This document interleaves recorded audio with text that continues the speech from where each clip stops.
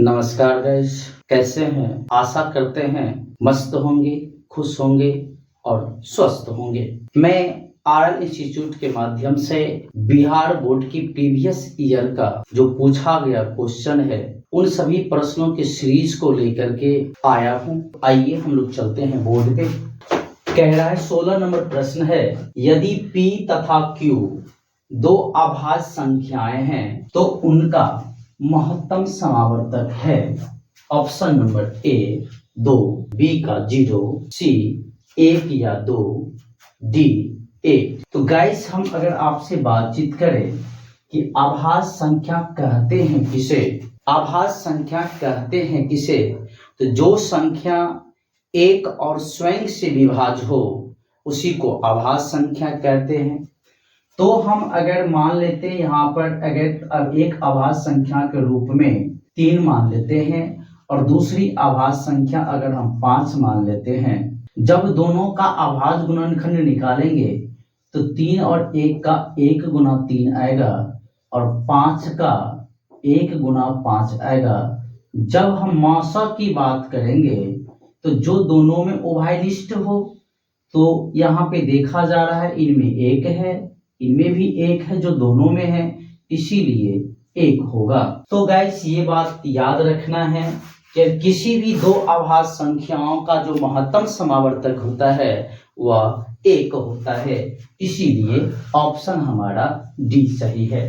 प्रश्न 17 नंबर है, दो संख्याओं a और 18 का लघुत्तम समावर्तक 36 और महत्तम समावर्तक 2 है तो a का मान है। गाइस आप पढ़े होंगे कि पहली संख्या को हम लोग a मानते हैं और दूसरी संख्या को हम लोग b मानते हैं, तो दो संख्याओं का गुणनफल के बराबर होता है मौस गुना लस।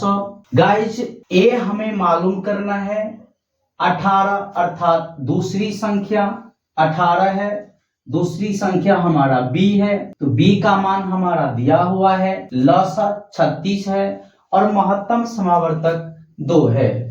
तो गाइस यहाँ पर a की जगह पे a ही रहेगा, b दूसरी संख्या है तो दूसरी संख्या हमारा 18 हो गया, माशा 2 हो गया और लौसा की बात अगर करेंगे तो 36 दिया हुआ है।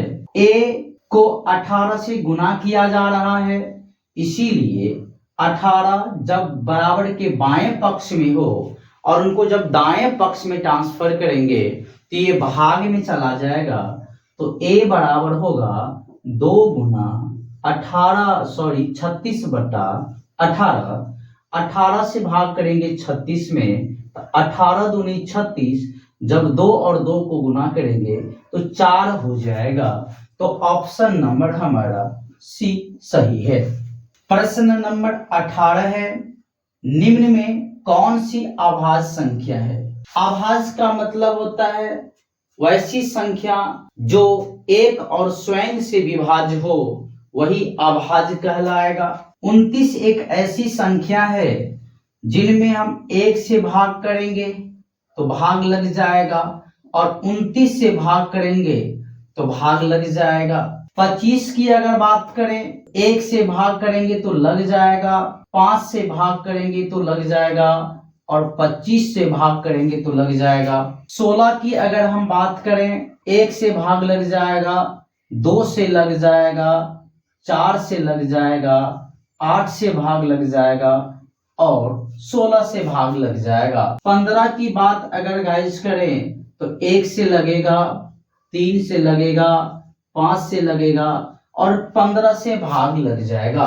तो जब a का ऑप्शन 29 है जो सिर्फ और 1 और 29 अर्थात 1 से और स्वयं से विभाज्य हो रहा है, इसीलिए ए नंबर ऑप्शन हमारा सही है।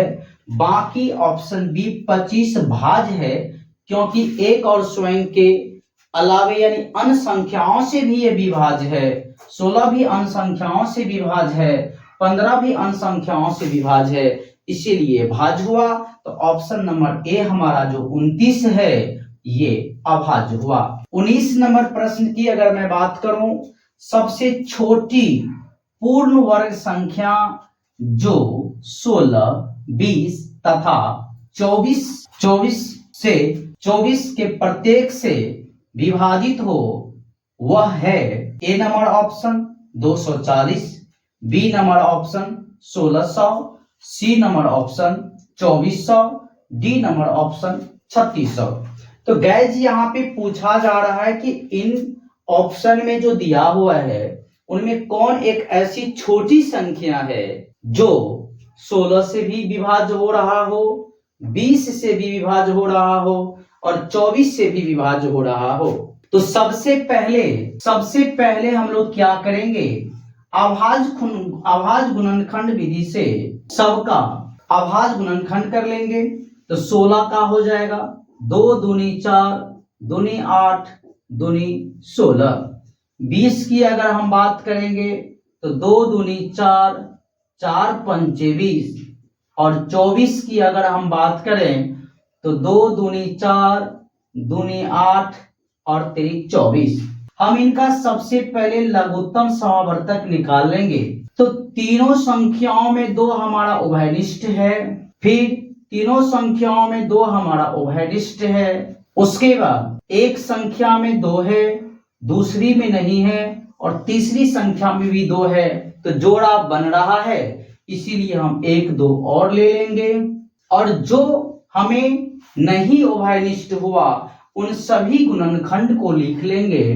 तो 2 गुना 3 गुना 5। अब हम यहाँ पे देख रहे हैं पूछा जा रहा है कि सबसे छोटी पूर्ण वर्ग संख्या, पूर्ण का मतलब तो होता है कि पेयर होना चाहिए, सेम होना चाहिए, सेम संख्याओं से गुना करेंगे तब ये वर्ग में बदलेगा। इसीलिए हम यहाँ पे जोड़ा लगाएंगे।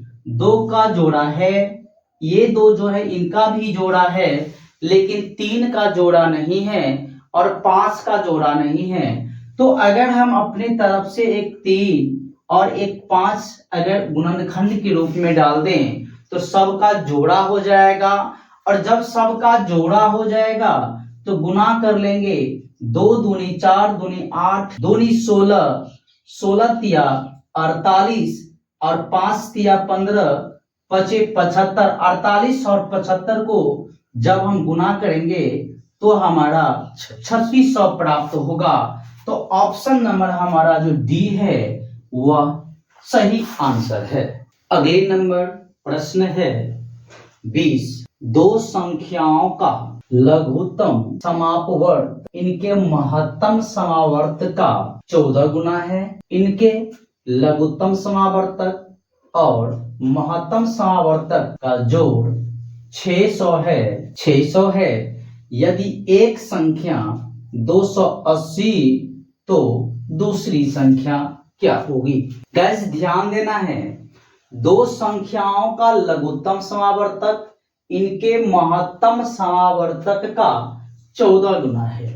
क्वेश्चन कह रहा है 20 नंबर का कि 2 संख्याओं का जो लघुत्तम समावर्तक है यानी लघुत्तम समावर्तक जो है वह महत्तम समावर्तक का 14 गुना है। यानी हमारा जितना महत्तम समावर्तक है उसको जब 14 से गुना कर देंगे तो उनके बराबर हो जाएगा लघुत्तम समावर्तक। क्या बराबर हो जाएगा? लघुत्तम समावर्तक बराबर हो जाएगा। अब आगे क्या कह रहा है, इनके लघुत्तम और महत्तम का जोड़ 600 है और कह रहा है लघुत्तम और महत्तम का जोड़ कितना है? 600 है। कितना है? 600 है। यदि एक संख्या 280 तो दूसरी संख्या क्या होगी। अब गाइस सबसे पहले हमें यहाँ पे क्या पता करना है, तो हमें लौसा बराबर महत्तम समावर्तक गुणे 14 दिया हुआ है। हम क्या करेंगे, ये जो हमारा लौसा का जो मान दिया हुआ है मौसा गुणे 14 वो लघुत्तम समावर्तक की जगह पे रख लेंगे।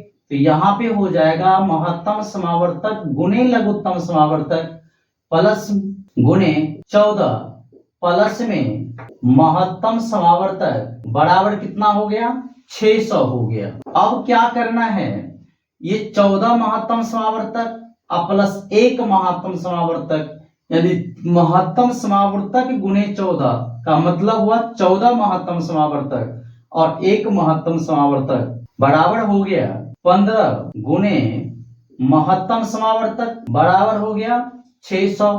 अब वैल्यू हमें किसका निकालना है? महत्तम समावर्तक का।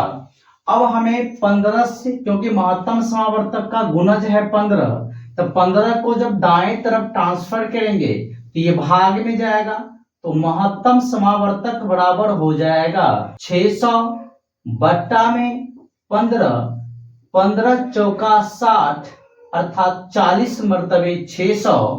तो महत्तम समावर्तक बराबर मुझे कितना हो गया? 40। अब हमें यहाँ पर लघुत्तम निकालना है। अब हमें लघुत्तम समावर्तक बराबर क्या दिया गया था? महत्तम गुणे 14। महत्तम हमें कितना निकला? 40। तो 40 गुना 14 बराबर कितना हो गया? 560। अब हमें लघु महत्तम भी मालूम हो गया और हमें लघुत्तम भी मालूम हो गया। महत्तम 40 हो गया, लघुत्तम 560 हो गया।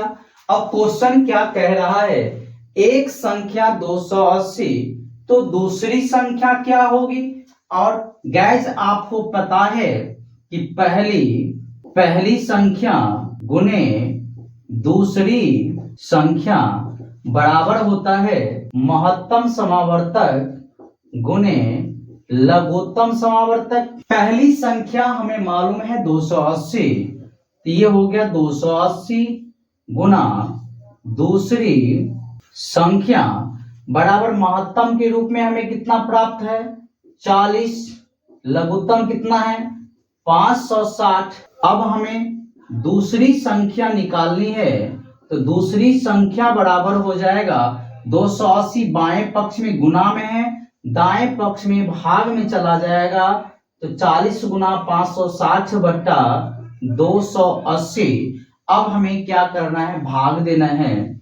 0 0 कैंसिल हो गया, 28 दूना 56, तो बचा कितना? 40 गुना 2 बराबर हो गया 40 दूनी 80। तो बी नंबर ऑप्शन हमारा राइट आंसर हुआ। अगली नंबर प्रश्न है 6x के पावर 4y तथा 12xy का महत्तम समावर्तक। तो गैस क्या करेंगे? 6x के पावर 4y का अभाज्य गुणनखंड निकाल लेंगे, तो 2 तिया हो गया 6 और x है हमारा 4 बार, x है हमारा 4 बार और 1 बार है y। दूसरी संख्या है हमारा 12xy, तो 12 का अभाज्य गुणनखंड होगा 2 दूनी 4 तिया 12 और xy था तो हमने xy लिखा। अब क्या करना है? इनका हमें महत्तम निकालना है। मासा तो जो दोनों में उभयनिष्ठ हो, मैं यहाँ पे क्या देख रहा हूं? दोनों में ये 2 है, 1 2 हो गया। अब क्या देख रहे हैं? इसमें ये 3 क्या है?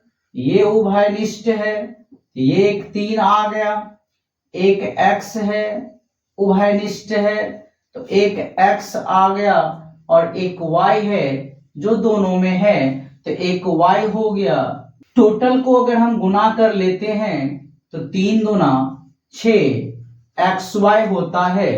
तो ऑप्शन नंबर हमारा डी राइट आंसर है, जो 6xy है।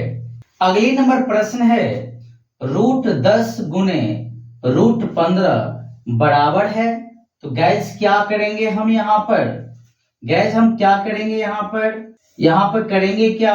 √10 का अभाज्य गुणनखंड कर लेंगे, तो √10 बराबर कितना हो जाएगा? ये गुना में है, तो मैं अगर आपको बता दूं √10 गुना √15 बराबर हम लोग लिख सकते हैं, क्योंकि दोनों में रूट लगा है, इसीलिए 10 √10 गुने 15 लिख सकते हैं।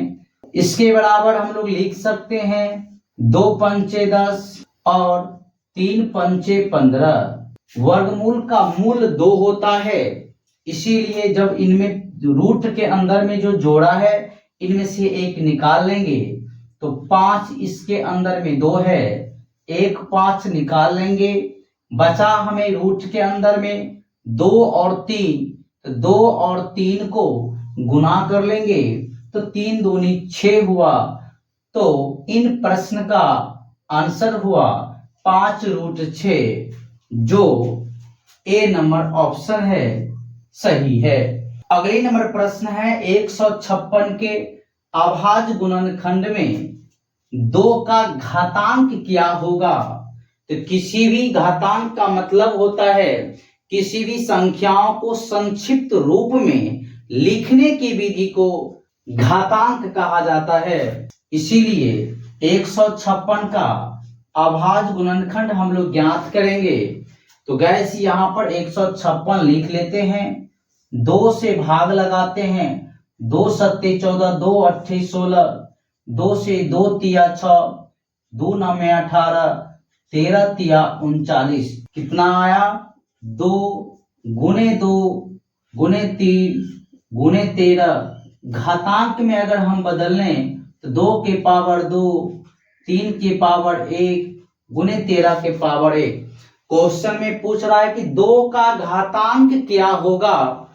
तो 2 का घातांक क्या है 2 है, इसीलिए ऑप्शन नंबर ए हमारा सही होगा।